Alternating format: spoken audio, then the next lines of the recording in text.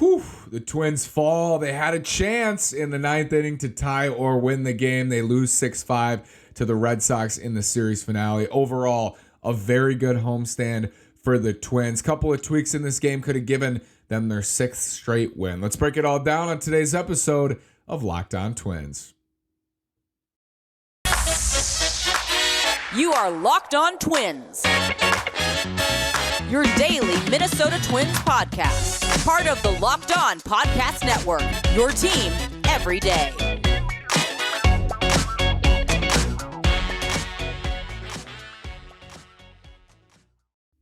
And welcome to the Locked On Minnesota Twins podcast. Today is Wednesday, August 31st, and I'm your gracious host, Nash Walker. Today's episode is brought to you by Bet Online. Bet Online has you covered this season with more props, odds, and lines than ever before.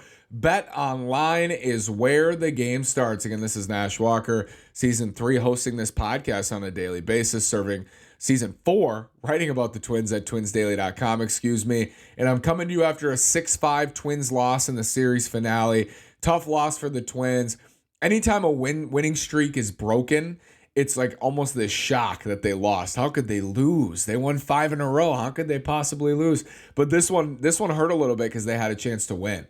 They had a chance to win their sixth straight. And the team has kind of had this feeling over the last 5 where even though they went down 5-0 tonight, you felt like they were going to at least get back into that game. And they did. They got back into it. The bullpen helped them get back into it. Shout out to Trevor McGill for getting out of that mess in the ninth inning and keeping it a one-run game. Nick Gordon thrown out at third on a double off the wall, trying to stretch it into a triple. Should have just stayed at second in that spot. But you're not guaranteed anything in Celestino's at bat. He was on deck.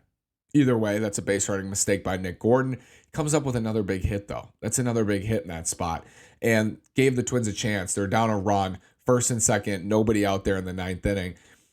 2 great at-bats. Selly, pretty good at-bat, just to get bat on ball. He's quick. He's the fastest player in that lineup tonight, so that was helpful. Gets to first, but Gary Sanchez had a really nice at-bat. Barnes couldn't throw a strike. Gary didn't give in. First and second, nobody out. And then Louis comes up, and Louis had hit a home run in a 9-pitch at-bat earlier tonight off Michael Wacha. He took a changeup that I think was his pitch to hit. I think he took an 86-mile-an-hour changeup that I think it was 1-0, maybe it might have been 1-1. That was his pitch, and he took it. And then he swung at a fastball that was kind of tailing in on his hands, and he got jammed a little bit. So that at-bat wasn't great. And what we've seen from Louis when he's been struggling, and he's starting to get it going in this series, which is a great sign. That's a great sign. He got going again in this series. But when he's been going through this little rut, that's the problem. He's swinging too much. He's not getting deep enough in counts. Look what happened when he had a 9-pitch at bat. He had a home run. It's okay if he strikes out a little bit more, getting in deeper counts, getting in 2-strike counts. He's going to strike out a little bit more, not a lot more. Usually when he's on his hot streaks, he's not striking out. But that at-bat was a good representation of what we've seen from him over the last couple weeks, mostly during his struggles, which is swinging at a pitch that wasn't his and popping out to left. Needed to try to move the runners over. But you move on to Carlos Correa. Correa comes up first and second with 1 out. This is his moment, right? This is his time. He hasn't had that signature Twins moment. If he comes through right here to tie this game or, God forbid, win the game, this is Carlos Correa's moment as a Twin. Like, just perfect. Their 6th straight win to get a half game back of Cleveland. Cleveland lost to the Orioles tonight. Get a half game back in the division. 6 in a row. You're going to Chicago. This is it for Carlos Correa. He takes a fastball at 96 right down the middle. Right down the middle. Again, when Correa was going through his struggles last month, when he was going through his struggles, even in the last couple of weeks, he's turned it on more recently. Taking pitches and not having the best approach. The approach there should be aggressive. And I know Barnes hadn't thrown strikes, but he threw strikes in Louis' at bat. So if I'm Correa, I'm going into the box, and I get it. Like, you want to see a pitch or two. But I also am thinking to myself, he wants to get ahead. Like, he doesn't want to fall behind Carlos Correa. Matt Barnes doesn't want to fall behind. He fell behind in multiple counts. He walked Gary Sanchez. Now he's got to face Correa. He doesn't want to fall behind in that count. That's the thought. In hindsight's 2020, it's easy to say that now, but knowing that, you probably know you're going to get a fastball, right? You're going to get a fastball to hit. And when Correa's at his best, when a lot of Twins hitters are at their best, they are aggressive in the zone on fastballs, even if it's on the first pitch of an at-bat. That was his pitch to hit. He could have driven that ball hard somewhere. Those center cut, 96, not even elevated. Like, that was perfect. It was a perfect spot for Correa, and he took it, and then he swung at a pitch, a better pitch, a much better pitch, and grounded into a double play. That was it. That was his chance for his moment in that spot. I did have this thought when he looked so frustrated, he looked defeated after grounding into the double play in the biggest spot of the game. I had this feeling, like this optimistic feeling, well, he's not going to let that happen again. And hopefully that's true. Hopefully it's true that he doesn't let that happen again, that he is, thinking through the approach. And I'm not saying he doesn't have an approach. Of course he has an approach there. I don't know better than Carlos Correa in that spot. But that just seemed like an aggressive position for him. Like, he should have been more aggressive on the first pitch, got a fastball to hit. And it doesn't matter if it's the first pitch. Like, that might be the best pitch you see in the at-bat. Nevertheless, the Twins battled tonight. Even their losses have been close. Going back to the Houston series, those are technically close games, close losses. Tonight was certainly a close loss. They won 5 out of 6 on this homestand. That's about all you could ask for, is sweeping and then winning 2 out of 3 in the other series. They'll go on to Chicago. So much to get to after this word from BetOnline. BetOnline.net is your number one source for all your pro and college football betting needs and sports info this season. Follow all the latest football league developments, game matchups, news, and podcasts, including this year's opening week's games. BetOnline is also your continued source for all your sporting wagering information, including live betting, esports, and scores. The fastest and easiest way to check in on all your favorite sports and events, including Major League Baseball, the MMA, boxing, and golf. Head to the website today or use your mobile device to learn more about the trends in action. It's football season, college and pro. BetOnline is where the game starts. Twins kept this game close. They went down 5-0. Looked like a surefire loss, and they kept it close. Luis Arraez hit a home run. They battled back. They got outs. They came back in this game and put themselves in a position to win. They didn't execute, and they didn't win this game. So we're not looking for moral victories at the end of August. I understand that. But it's undeniable that this team is playing much better baseball right now, that they're playing in this little stretch. I know it's just 6 games, but this is their best stretch of baseball, since May, since they went on that run in May. They're playing together. I always talk about lining it up. They're lining it up much better. Joe Ryan wasn't his best start tonight. The long ball bit him once again, but they got a bad start and they still offensively were able to score and keep themselves in that game. What we'd seen so much during the months-long below 500 record is their pitching staff would blow up and the offense also didn't score, or the offense scored a bunch of runs and the pitching staff would blow up. What we've seen is complementary baseball. We've seen when the pitching staff shows up, for the most part, they're getting good offensive performances as well. And when the pitching staff doesn't show up, they're scoring some runs. When the offense doesn't show up, like in game 1 of this Red Sox series, their pitching staff's outstanding and they win the game for them. So we're seeing more of that. It could change in a day, like that. We saw how quickly it flipped the other way. It can change, but I'm confident that they're finally playing their best overall baseball right now. And I think we saw that again tonight. We saw that throughout this series. And these are 2 teams, the Giants and Red Sox, who had high expectations coming into the season. Absolutely had high expectations coming into the season and have disappointed. They're not good teams per se, but they have a lot of good players. The Red Sox specifically. I mean, you saw what Xander Bogaerts did tonight. He was exceptional. JD Martinez hits a home run. Verdugo's a good player. Rafael Devers is one of the best players in baseball. They have a lot of good players, and they're not easy to beat. I mean, they're desperate. They're playing for their lives out there, and I think for the most part, the Twins stuck it to them. Like, the Red Sox had to earn that win tonight. They had to earn that win. The Twins didn't hand them anything, and they certainly didn't hand the Giants or Red Sox anything in these 6 games. The one game was standing. I mean, I think they played better tonight than they did in that walk-off victory Saturday night. That's the one game that they probably shouldn't have won, but like they had a chance to win tonight and they won 5 out of 6. And that's a really good homestand. Like that's a homestand that can push you in the right direction. And they're still a game and a half back. I'm not going to sit here and lie and say they didn't miss an opportunity tonight. Like that was an opportunity to get within a half game of Cleveland with a great walk-off win. You're getting on the plane to Chicago. But here's the opportunity that lies ahead this weekend. They have another chance. They have so many chances in front of them. Here's one this weekend. Chicago has a chance to bring it within 3 games tomorrow. They could bring it within 3 games of the Twins. But at the minimum, it's going to be 3 games. They can pretty much bury Chicago this weekend, I think, with a good series. They can do that. That's the opportunity in front of them this weekend. They're in the driver's seat against the White Sox. A lot of people, I think, looking at the Sox and thinking it's been done for them for a while. And if it wasn't done back then, it's done now. But the Sox made up a game on both Cleveland and the Twins tonight.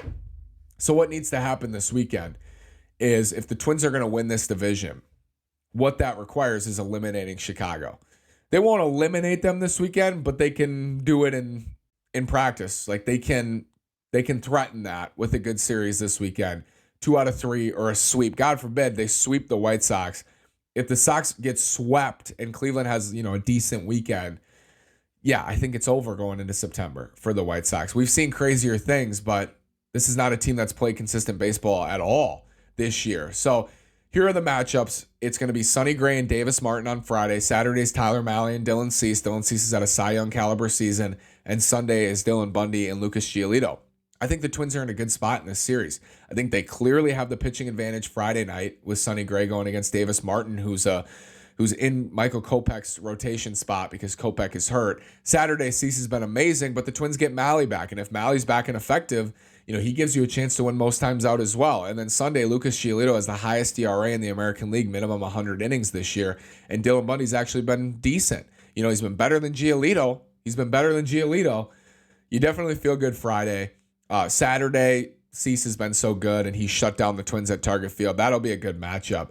And then Sunday, Dylan Bundy and Lucas Giolito. I think that's advantage Twins again. I know Giolito's really talented, but has not put it together this year whatsoever. And the stuff is diminished. He's not the same guy. I'm not saying he can't go out there and shut out the Twins for 7 innings, but I think this weekend series is going to be is another opportunity for the Twins. It's another opportunity for them to take advantage of these games and take advantage of the schedule. They have 9 left against Chicago. These are 3 of them in Chicago this weekend. 6 of those are on the road. But this would have been a really good win for them. I mean, this would have been one of those season defining, you look back at this moment, like Arraez or Correa coming through, or Miranda on deck, somebody coming through and having a big moment there. That would have been one that we looked back on. But I do think that there were some really positive things to come out of these 6 games. This homestand was necessary. If the Twins would have split this homestand, I think I'm sitting here as I was after the Astros series, even more so saying, okay, we have to start prepping for this just not to happen in September. But instead, they won 5 out of 6. And I'm instead sitting here in the one game they lost 6-5 with the tying run on second base. And the tying run moving to third. And it was a double play, unfortunately, from Carlos Correa. That's the one game they lost. So this was it was a very good homestand. It was a necessary homestand for where the Twins were at coming out of Houston, swept by Houston. It was necessary. They need Carlos Correa, as I've said so many times. They need Carlos Correa to come through in some spots, though. And he's had so many moments in his career in Houston, so many big moments. And I still want to believe that there's a lot of them within him the rest of this year for the Twins. There has to be. There has to be more of those moments within him this year. The one that I can think of that he had was in Cleveland. He had a big home run to take a lead, and then Pagan, of course, blew the lead, and the Twins ended up losing that game. That was the one that I could think of. That was a 5-game series. I believe the Twins had won the first 2, and they were going for 3 in a row. And they blew that game, and Correa had a big moment and they lost. So you don't remember it because they lost the game. But this type of spot, this is going to happen again. I promise you, this will happen again for Carlos Correa. And if I'm exchanging tonight for 2 good outcomes in the future, I'm good doing that because this is going to be a huge September. And I tweeted this out yesterday. This is such a fun time of year to have your team in the race because you sense it. You sense it. I'm watching the game on TV. You sense this feeling of every pitch matters. Every inning matters. And I was talking to my friends tonight and I said, hey, a year ago, I was hosting a 5-day-a-week podcast on a team that was out of the race since, June at the latest. They might have been out of the race in May last year. I think many would have argued they were. This is so much better than that. This is fun. This is a daily grind. It's a daily anxiety attack for many people to watch these Twins games because they matter. And I think Twins fans, it's an interesting fan base. And, I have a Twitter perception. I have a Target Field perception. I have like a word of mouth perception. But this is a fan base that shows out for a team that wins. This is a really great fan base when the Twins are good. And when teams are bad, it's hard to have like a lively fan base. It's almost impossible to have a lively fan base. You can be hopeful for the future, and that's your livelihood. But when the Twins are good, it's a great fan base. It's a great fan base, period. When the Twins are good, people show out, people are excited, people are hanging on every pitch, and it's super fun. It's super fun. And I think this September is going to be really, really fun. It might not be, I think there's a difference between fun and exciting. I think maybe it'll be more exciting than fun. Fun would be winning the division. Exciting will be what we'll see. And maybe it'll be exciting and fun. And we'll see a great September and the Twins will win the division. But these chances, like these games tonight, it's not the end of the world that they lost this game. They lost 1 of 6 at home. It was 6-5. They battled. They came all the way back and almost tied it. Almost won. Had an opportunity, had the winning run on first base. They had the opportunity to win all 6 of these games. It's not the end of the world that they didn't. But if there are more of these chances in September, as we get further and further along in the schedule and weeks go by, we get a week and another week and another week, and eventually you have 2 weeks left and you have a game like tonight, you're going to have to win that game and you're going to feel it. You're going to feel it. I just sense they have 8 games against Cleveland. There's no way that not at least one of those games is tight until the final pitch in the 9th inning. I would bet that a majority of those 8 games will be tight until the final pitch. So take what you felt tonight if you were watching the game, even if you weren't, like it's a 6-5 loss with first and second, nobody out in the 9th. You could sense the anticipation of something about to happen. Take that against Cleveland in September when the division's on the line, when the playoffs are on the line. That's gonna be something else. I'm really looking forward to that, and I'm looking forward to those matchups. I'm looking forward to this weekend against the White Sox. Again, getting Tyler Mahle back is so important for them. Not only getting him back, but getting him back and effective. If he comes back and he's the Tyler Mahle we know he can be, that's going to be huge for them. I mean, that's a huge boost down the stretch. So I'm just excited to see his name on the probables for Saturday against Dylan Cease. And we'll see how the Twins respond. They got a day off Thursday. They'll be back on Friday. Matt Braun will be on Locked On Twins Thursday. I know everybody loves Matt. We'll have a conversation about the Twins, about the playoffs, about what they could do in the playoffs, about what we think is going to happen in September, prospects, everything you're looking for. Matt and I will be sitting down tomorrow talking about that. So I'm really looking forward to that episode. And join me down the stretch, wherever you get your podcast. Follow Locked On Twins on Twitter at Locked On Twins. Follow me at NashWalker9. Join me for this stretch run. This is kind of a taste of what we're going to see in September. This is it. That's it for August. August is over. Close the book on August. It's time for September, and it's time for some really tight divisional races, and I think the Central could be the closest of them all in the American League. Thanks so much for making Locked On Twins your first listen every day on the Locked On Podcast Network, where it's your team every day. Thanks again. Have a great day. Go Twins. We'll be back Thursday with Matt Braun. Join me then.